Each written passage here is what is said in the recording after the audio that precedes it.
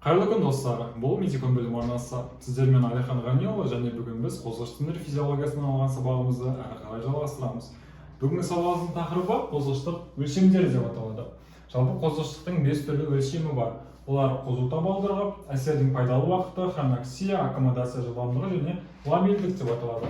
Осы 5 өлшемге әрқайсысынан сипаттама беріп өтеміз.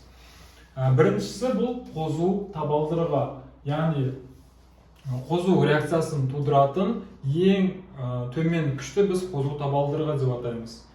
Мысал алайық. Мысалы, мен мына қолымдағы парақпен ауа ағынын айдау арқылы қолда қозуды, яғни реакцияны мен қалыптастыруым керек, яғни сезімталдықты көрсеткізуім керек. Егер мен осылай күшпен баяу желпісем, онда ауа ағыны менің қолыма дейін жетпейді. Яғни бұл жерде ол сезімталдықтың қозу табалдырығына әлі жетпейді деген сөз. Егер мен оның күшін күшейтетін болсам, онда мен ол ауа ағынын сезетін боламын. Яғни осындай ең сезімталдық оянатын ең төмен күшті осы біз қозу табалдырығы деп атаймыз.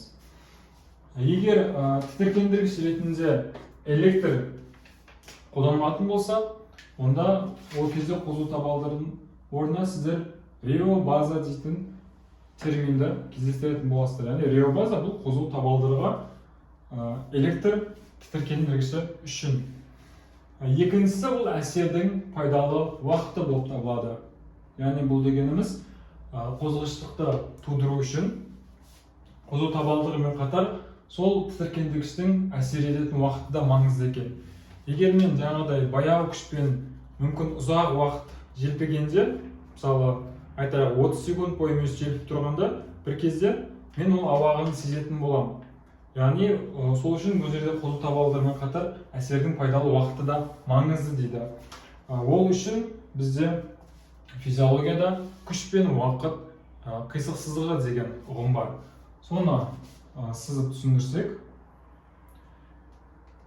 ол бойынша мұнда тітіркендіргіштің күші, ал төменде абсцисса өсіп, ол тітіркендіргіштің әсер ететін уақыты деп алады.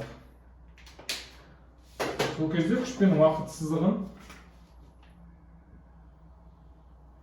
осылай сызып түсіндіреді. Бұл дегеніміз не? Қараңыздар. Егер де, мысалы, мына жерде қандай да бір 20 килодальтонмен әсер еттік дейік. Сол кезде ол осындай 20 килодальтондық әсермен біз егер 5 секунд әсер етсек, онда біз мына жерден 5 секундтан кейін осындай күшпен біз қозғалыштықты тудыра алады екенбіз. Ал біз күшті 2 есе арттырдық дейік. Мысалы 40 килодальтонмен әсер еттік. Бұл кезде сәйкесінше біз уже қозғалыштықты 2 секундтан кейін уже ала аламыз. Көрдіңіздер ме, бұл күш пен уақыт қисықсыздығының мәні неде?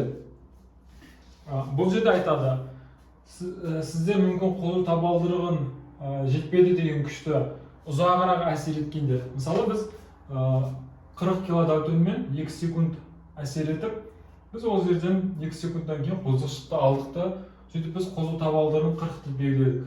Бірақ на самом деле, одан да 2 есе төмен 20 килодальтондық күшпен біз 5 секунд әсер етсек, біз ол кезде де қозғалыштықты алады екенбіз. Бірақ әрі қарай бізді қозғалыштықтың күші өзгермеді.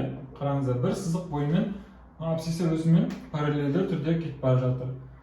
Яғни қозғалыштықты алатын ең төмен күшті біз қозу табалдырығы деп.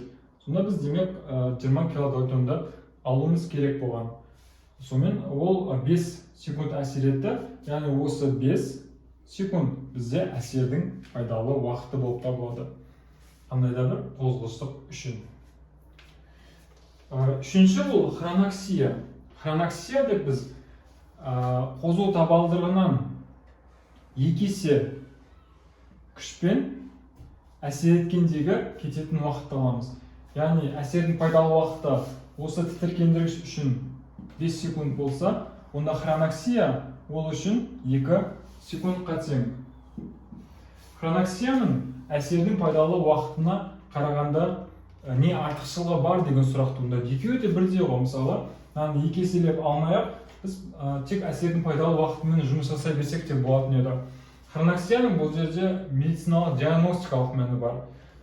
Медицинада мысалы көптеген өндірісте жасайтын кісілерде, мысалы әсіресе химиялық зауыттарда, оларда бірте-бірте сол химиялық заттардың әсерінен олардың сезімталдығы төмендейді екен. Яғни олардың тіндерінің қозғаштығы әлсірейді. Бұл патологиялық жағдайға алып келеді. Сондай патологиялық жағдайларды дер кезінде анықтау үшін, яғни неғұрлым аз уақытқа сәйкестендіріп алсақ, солай ол медициналық жағынан тиімділігі бар, аз уақыт жұмсаймыз деген сөз. Сол себепті біз мысалы сондай өндірістік жерлерде жұмыс жасайтын науқастарды жыл сайын немесе белгілі бір уақыт сайын тексеріске алып келеміз де олардың хронаксиясын тексеріп отырамыз. Мысалы, бір кісі жаңағы мысалы есту қабілетін тексереміз. Бір алюминий зауытында істейді екен. Алюминий зауытындағы ұшы заттар ол құлақтың есту қабілетіне зиян тигізеді екен. Ол осы хронаксия бойынша екеселенген, қозу табалдырығынан екеселенген күшпен әсер еткенде, сол тітіркендіргішті ол 5 секундтан кейін сезсе, 5 жылдан кейін уже ол сонда 10 секундтан кейін сезеді екен. Сонда уже бұл жерде оның хронаксиясы бұзылған деген сөз. Яғни осындай диагностикалық мақсатта бізде хронаксия ұғымы керек. Келесі сипаттама беретін өлшем ол бізде аккомодация жылдамдығы болып табылады. Аккомодация деген сөздің өзі бізде бейімделу деген мағынаны береді. Яғни бұны біз бейімделу жылдамдығы деп тікелей аударсақ болады. Яғни бұл дегеніміз не? Бұл жерде айтады, егер қандай да бір тітіркендіргіш заттың күшін белгілі бір уақыт арасында біртіндеп арттыра беретін болса, ол жасушаның қозғаштығына ешқандай әсер етпейді, яғни оның қозғаштығын арттырмайды дейді. Бұны мысал ретінде практикада өздеріңіз байқап көрсеңіздер болады. Мысалы, қолыңызды суға батырыңыз.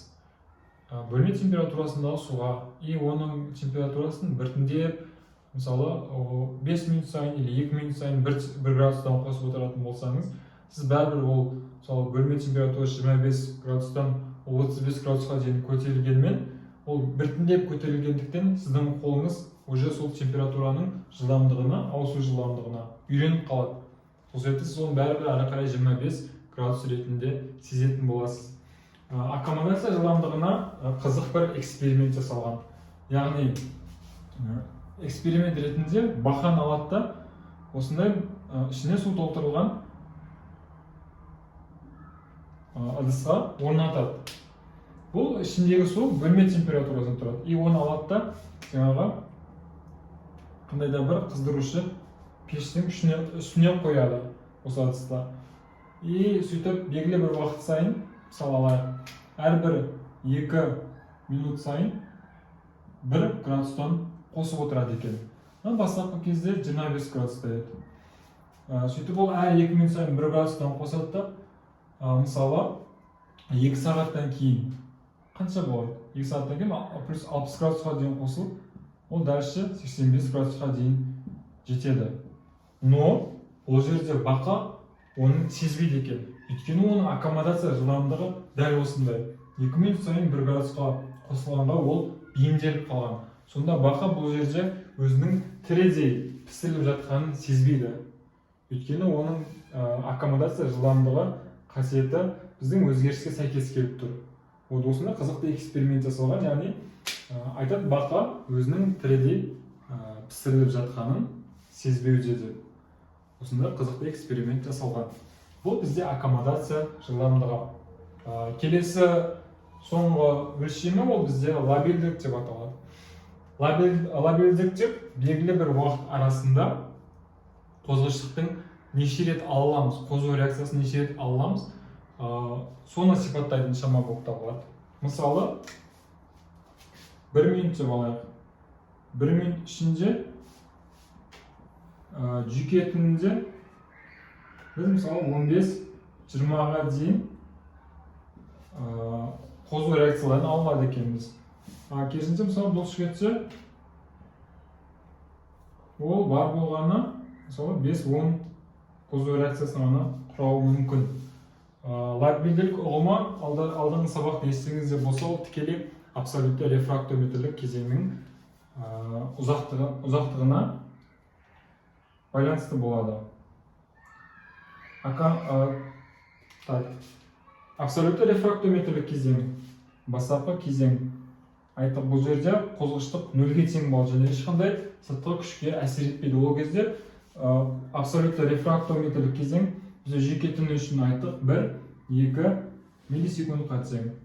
Ал бұлшықет үшін бұл жаңа 5-10 миллисекундқа тең деп айттық. Сонда белгілі бір уақыт ішінде жүйке жүйесінің уже мына жерде 1-2 миллисекунд өткеннен кейін ол салыстырмалы рефрактометрлік кезең өтеді ғой. Сол кезде біз қандай да тітіркендік күшпен өлшеуде күштірек әсер етсе, ол қайтадан осы кезде келесі қозғыштықтың абсолютті рефрактометрлік кезеңіне өтіп кетеді. Осылай біз өте жиі бірнеше рет қозу реакциясын аламыз. Ал бұлшықет тіні үшін ол айттық 5-10 миллисекундқа тең. Яғни оның абсолютті рефрактометрлік кезеңі ұзағырақ болғандықтан, ол белгілі бір уақыт ішінде жүйке тініне қарағанда аз қозу реакциясын тудырады. Осы сипаттаманы біз лабильдік деп атаймыз. Лабильдік негізінен тұрақты шама емес. Әсіресе оны спортшылардан көрсеңіздер болады. Спортшылар дене жаттығулары арқылы өздерінің сыртқы ортаның тітіркендіргіш күштеріне төзімділігін арттырады. Мысалы, үнемі айтайық, сіз бүгін 3 километр жүгіруді бастадыңыз. 3 километрді мысалы айтайық жарты сағатта жүгірдіңіз. Сіз оны қайталай берген сайын, сіз ол сыртқы тітіркендіргіш күшке сіздің бұлшықетіңіз бейімделіп қалады. И оның ол жерде лабильділік өлшемін арттыруға болады. Бір ай жүгіргеннен кейін, сіз уже бір айдан кейін 3 километрді мүмкін 15 минутта, мүмкін 20 минутта жүгіресіз. Яғни бұл жерде лабильділік тұрақты шама емес деп сол үшін сипаттайды. Лабильділік тұрақты болмағандықтан жалпы қозғыштық қабілеті де тұрақсыз, яғни қозғыштық қабілеті төмендеуі мүмкін, немесе қозғыштық қабілетті арттыруға болады деген ұғымды қалыптастырады. Осымен біздің бүгінгі қозғыш тіні физиологиясынан алған сабағымыздың екінші бөлімі өз мәресіне жетті. Сабақтың келесі бөлімдерінде кездескенше.